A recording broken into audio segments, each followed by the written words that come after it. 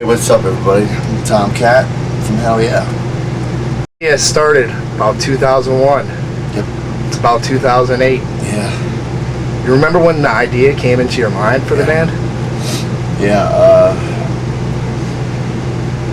me and Chad were touring together, Nothing Face, Mudvayne, and I think we were out with Disturbed. And we were just in New Orleans, just one of those nights. We had a night off, and we were, in New Orleans, so what do? Go to Bourbon Street, and next thing you know, we're just stumbling down the street, and we're just like, man, so much fucking fun hanging out with you guys, and me and you should do something one day, and so that's how it all started. We, after that tour, we had a little time off, and then Chad flew into Baltimore, and we wrote and recorded in the Nothing Face studio, Waging War, and that's how it all started.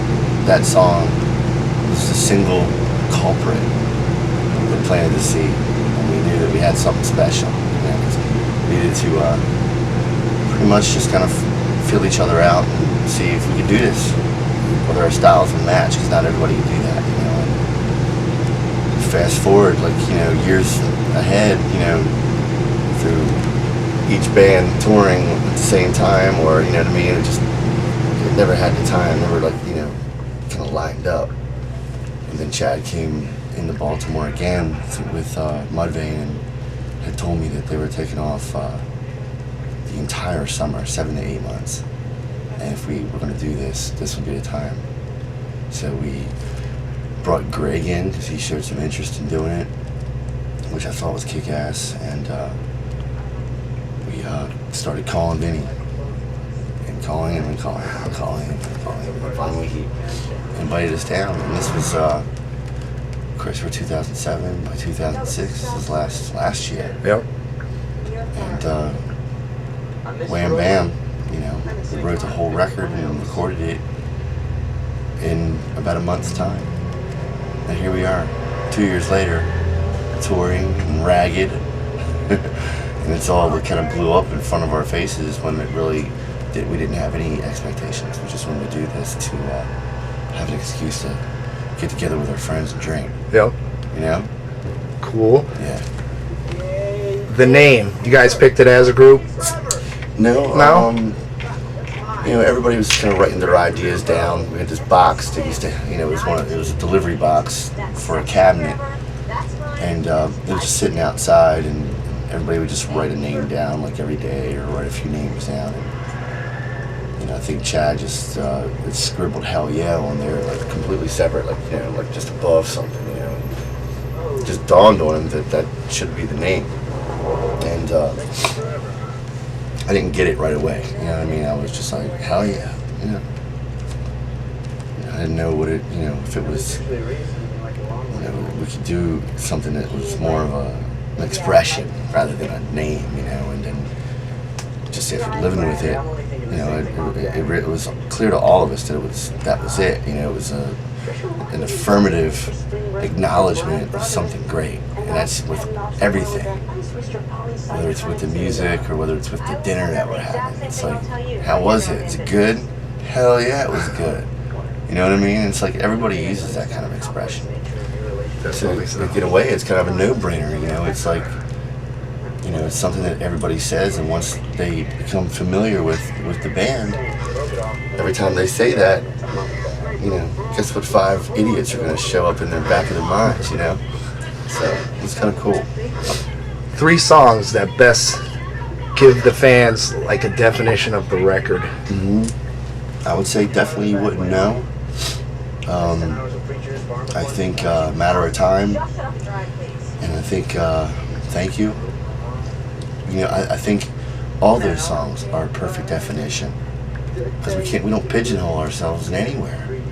We're really frightening heavy with Waging War. That's bring it, seriously. And then on the flip side, we're,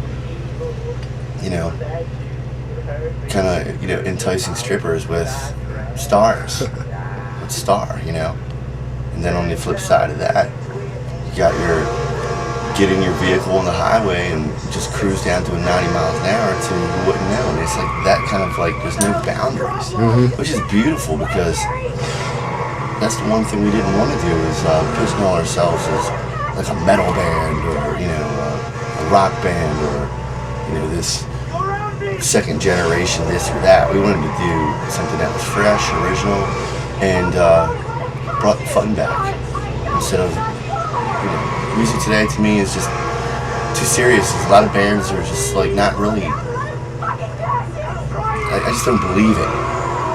You know what I mean? And I don't mean like believe it like, you know, on a literal sense, but you know, there's just no passion in what they're doing. You know, it just sounds like they're just going through the motions and, you know, just plagiarizing the guys that came right before them, you know what I mean? Or that live next door, you know? And so with us, we were just like, you know, like I said, we didn't care. We were just like wanting an excuse to get together and get drunk, you know, and have some fun. Get out in Dallas and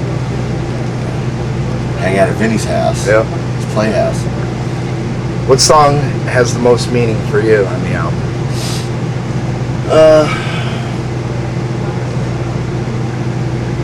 Definitely Thank You. I think, you know, even though, you know, it's a much slower song, but it has a lot of meaning, you know, and when Chad wrote it, he wrote it for me, for my mother, and for him and his grandmother, and you know, for Vinny and Dime, and for anybody around the world that had somebody or people in their lives that they've lost and never had.